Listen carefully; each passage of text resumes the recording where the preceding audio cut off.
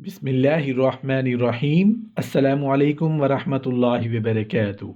عمدہ طریقے سے نماز ادا کرنے کی فضیلت۔ حضرت عبداللہ بن عباس رضی اللہ عنہ سے روایت ہے کہ نبی کریم صلی اللہ علیہ وآلہ وسلم نے ارشاد فرمایا،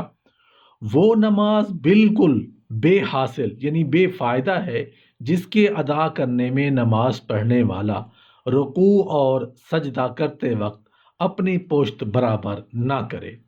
حدیث شریف میں ہے کہ جب آدمی نماز کو عمدہ طور پر ادا کرتا ہے،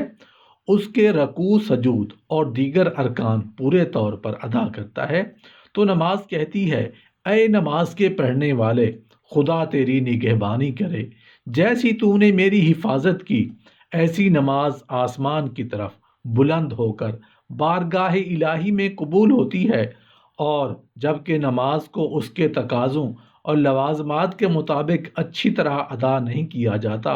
اس کے رکوع اور سجود اور دیگر ارکان پورے طور پر ادا نہیں کیے جاتے، تو نماز کہتی ہے، اے نماز کے پڑھنے والے، خدا تجھ کو بھی اسی طرح ضائع کرے جس طرح تو نے مجھے ضائع اور برباد کیا ہے۔ ایسی نماز پھٹے پرانے کپڑے کی طرح لپیٹ کر پڑھنے والے کے منہ پر ماری جاتی ہے۔ حضرت ابو ہریرہ رضی اللہ عنہ روایت کرتے ہیں کہ جناب رسالت مآب صلی اللہ علیہ وآلہ وسلم نے فرمایا کہ انسان 60 برس تک نماز پڑھتا رہتا ہے، لیکن اس کی کوئی نماز بارگاہ الہی میں مقبول نہیں ہوتی۔ اس کی وجہ یہ ہے کہ وہ شخص رکوع اور سجود کو پورے طور سے ادا نہیں کرتا۔ پس جو شخص یہ معلوم کرنا چاہے کہ اس کی نماز بارگاہ الہی میں قبول ہوئی یا نہیں، تو اس کو باری تعالیٰ کے اس ارشاد پر غور کرنا چاہیے، یعنی نماز کی شان یہ ہے کہ نماز پڑھنے والے کو فحش باتوں اور برے کاموں سے باز رکھتی ہے۔ پس اگر ایک شخص 5 وقت کی فرض نماز ادا کرتا رہا اور باوجود نماز ادا کرنے کے اس نمازی کا معاملہ اللہ تعالیٰ کے ساتھ اچھا نہیں ہے، بلکہ وہ ایک وبال میں مبتلا ہے اور نماز اس کو بارگاہ خداوندی سے دور کرتی جاتی ہے،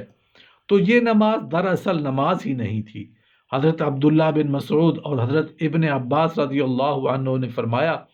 کہ جس شخص کو اس کی نماز اچھے کام کی طرف راغب نہ کرے اور بری باتوں سے باز نہ رکھے، تو وہ ایسی نماز سے بجائے قرب الہی پانے کے بارگاہ الہی سے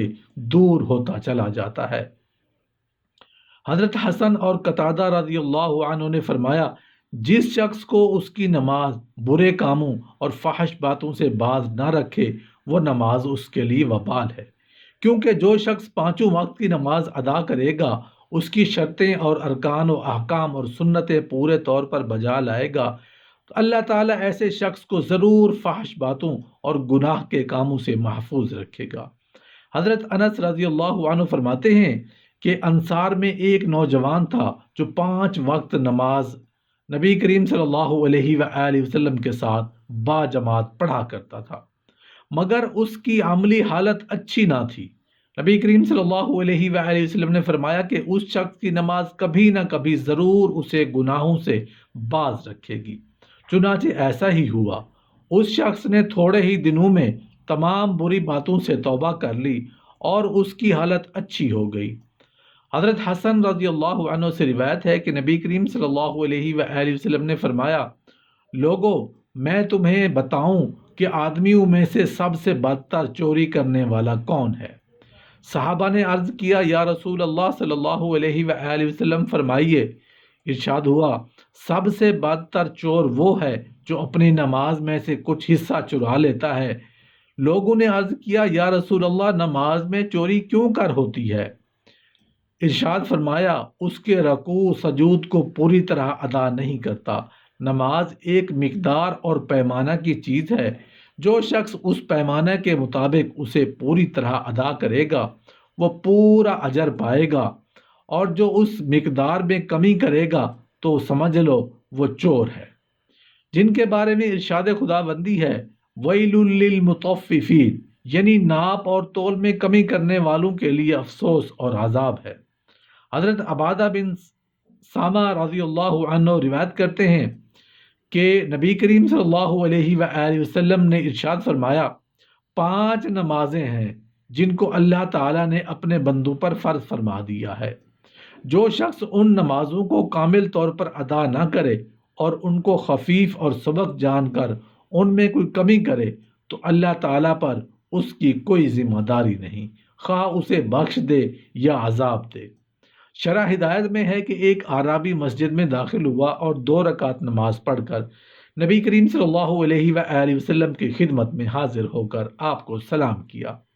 آپ نے فرمایا تم جا کر نماز دوبارہ پڑھو کیونکہ تمہاری یہ نماز نہیں ہوئی۔ وہ گیا اور پھر 2 رکعت اسی طرح پڑھ کر حاضر ہوا جس طرح پہلے پڑھی تھی۔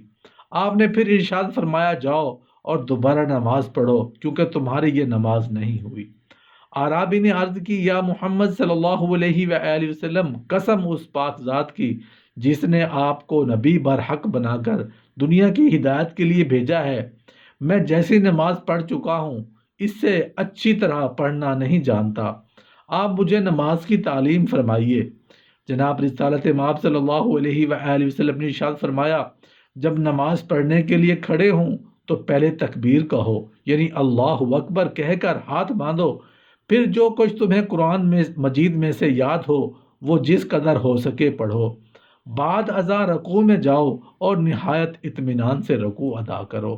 پھر سیدھے کھڑے ہو جاؤ، اس کے بعد سجدے میں جاؤ اور اطمینان سے سجدہ کرو، پھر سجدے سے اٹھ کر بیٹھ، جلدی نہ کرنا۔ یہ سب ارکان اطمینان کے ساتھ ادا ہونے چاہیے۔ اسی طرح پوری نماز ادا کرو۔ اس اعرابی کا نام حلاوہ ابن رافع تھا۔ نبی کریم صلی اللہ علیہ وآلہ وسلم نے فرمایا تم میں سے بہت سے ایسے لوگ ہیں جو نماز پڑھتے ہیں مگر اللہ تعالیٰ کے یہاں اس نماز کا تہائی اور چوتھائی یہاں تک کہ 10واں حصہ بھی درجہ قبولیت کو نہیں پہنچتا۔ اس حدیث پاک کا یہ مطلب ہے کہ ایسی نماز اللہ تعالیٰ کے یہاں نہیں لکھی جاتی جو نماز پڑھنے والے کو گناہ اور بری باتوں سے نہ روکے۔ نبی کریم صلی اللہ علیہ وآلہ وسلم نے فرمایا کہ جو شخص خلوص دل سے اللہ تعالیٰ کی طرف متوجہ ہو کر 2 رکعت نماز ادا کرے وہ گناہوں سے ایسا پاک ہو جاتا ہے کہ گویا آج ہی اپنی ماں کے پیٹ سے پیدا ہوا ہو۔ اس سب کا دار و مدار اسی امر پر ہے کہ نماز میں پوری توجہ اللہ تعالیٰ کی طرف ہو۔ اگر نماز پڑھنے والا اللہ تبارک و تعالیٰ کی جانب متوجہ نہیں اور اپنے دھیان کو ادھر ادھر بھٹکنے سے نہیں روکتا اور نماز کے رکوع اور سجود کو کامل طریقے پر ادا نہیں کرتا اور نہ اس کے دوسرے ارکان پر توجہ اور دھیان کے ساتھ بجا لاتا ہے تو اس کی مثال ایسی ہے جیسے کوئی شخص اپنے جرم و خطا کی معذرت کرنے کے لیے اپنے بادشاہ کے دربار میں حاضر ہو اور جب بادشاہ کے دربار میں پہنچ کر سامنے قیام کرے، جب بادشاہ اس کی طرف متوجہ ہو تو یہ شخص بادشاہ کی جانب سے رخ پھیر کے ادھر ادھر دیکھنے لگے۔ ایسی حالت میں یقیناً بادشاہ اس کی کوئی بات نہیں سنے گا اور نہ اس کی کوئی حاجت پوری کرے گا۔ بادشاہ کا اس کی طرف متوجہ ہونا اسی قدر ہوگا جس قدر وہ خود بادشاہ کے حضور ذہنی طور پر باادب حاضر ہوگا۔ بعین یہ کہ یہی صورت نماز کی ہے کہ جب بندہ نماز پڑھنے کے لیے کھڑا ہو اور اس کے ارکان کو پورے طور سے ادا نہ کرے، یعنی جسمانی طور پر وہ نماز کی حالت میں ہے اور اس کا دھیان نماز کی حالت میں بجائے اللہ تعالیٰ کی طرف ہونے کے کہیں اور ہے، تو وہ نماز بارگاہ الہی میں قبول ہی نہیں کی جاتی، کیونکہ ایسی ناقص نماز جو اپنے تقاضوں سے خالی ہوتی ہے جب آسمان کی طرف بلند ہوتی ہے اور اپنا ناقص اثر لیے ہوئے وہاں تک پہنچتی ہے تو اس پر آسمان کے دروازے بند ہو جاتے ہیں اور پرانے کپڑے کی طرح لپیٹ کر وہ نماز پڑھنے والے کے منہ پر ماری جاتی ہے۔ نماز میں خشوع و خضوع کی فضیلت کیا ہو سکتی ہے؟ روایت ہے کہ حضرت رابعہ رحمۃ اللہ علیہ نماز پڑھ رہی تھی، سجدہ کرتے ہوئے چٹائی کا ایک نوکدار تنکا آنکھ میں لگا جس سے آنکھ تباہ ہو گئی، مگر آپ کا نماز میں انہماک اس قدر تھا کہ آپ کو کچھ خبر نہ ہوئی۔ اسی طرح سے ایک اور بزرگ حضرت یعقوب وقاری رحمۃ اللہ علیہ نماز پڑھ رہے تھے، دوران نماز ایک گرا کٹ چور آیا، ان کے اوپر سے چادر گھسیٹ کر بھاگ نکلا۔